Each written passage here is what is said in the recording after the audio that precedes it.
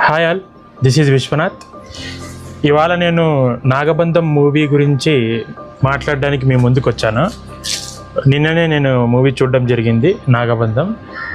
ఈ మూవీ కథ మొత్తం బ్రహ్మకమలం చుట్టూ తిరుగుతుంది. ఈ మూవీలో డైరెక్టర్ కానీ ప్రొడ్యూసర్స్ మనం ఈ మూవీలో ప్రొడ్యూసర్స్ గురించి మాట్లాడుకుంటే చాలా ఖర్చు పెట్టారు. ఈ విజువల్స్ పరంగా, ఈ గ్రాఫిక్స్ అని మనం ఏదైతే అంటామో, ఈ మూవీ మీద చాలా కోట్లు ఖర్చు పెట్టారు ప్రొడ్యూసర్స్.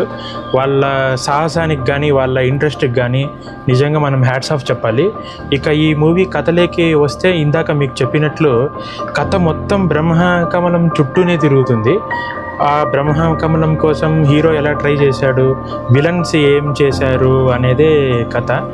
ఇంకా విజువల్స్ పరంగా ఈ మూవీ పద్మనాభ స్వామిని ఎంత చక్కగా చూపించారంటే చాలా అద్భుతంగా చూపించారు. ఆ టెంపుల్ కానీ, మన హిందూయిజం కల్చర్ కానీ, స్వామిని కానీ, పద్మనాభ స్వామి అక్కడ స్వామి పడుకొని ఉంటారు, ఎంత అందంగా చక్కగా చూపించారో. చాలా అంటే చాలా బాగుంది ఆ విజువల్స్. మళ్ళా ఈ మూవీలో ఇంకొక హైలైట్ విషయం ఏంటంటే, స్టోరీని నడిపిస్తూ దర్శకుడు వచ్చారు కానీ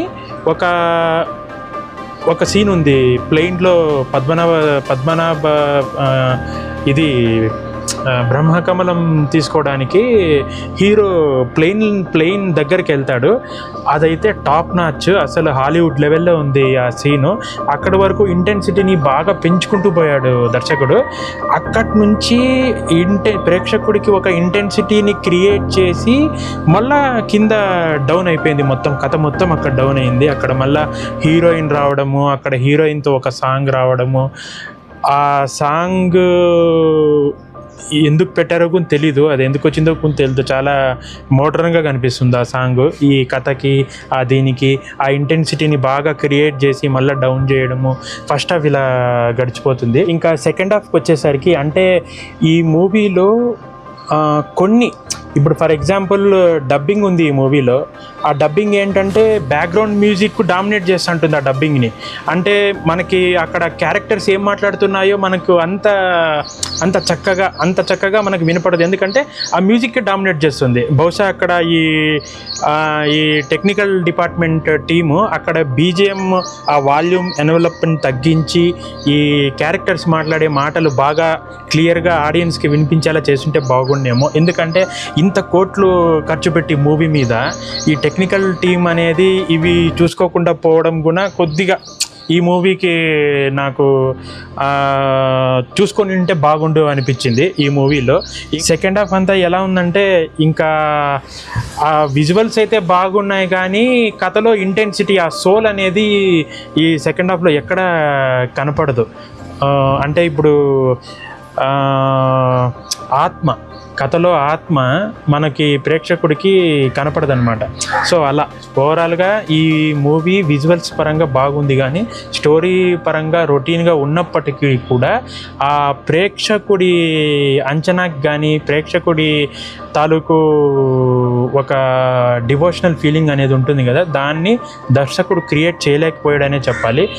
ఈ నాగబంధం మూవీ అయితే విజువల్స్ పరంగా చాలా డబ్బు అయితే పెట్టారు కానీ ఆ ఆత్మని, ఫర్ ఎగ్జాంపుల్ పద్మనాభ స్వామిని చాలా అందంగా చక్కగా అంతా చూపించగలిగారు కానీ ఆత్మని టచ్ చేయలేకపోయారు. అంటే ఇప్పుడు మనము తిరుమల వెంకటేశ్వర స్వామి ఆనంద నీలంలోకి వెళ్ళామంటే లోపల స్వామిని చూస్తున్నట్లే ఆ వైబ్రేషన్ అనేది కలుగుతుంది.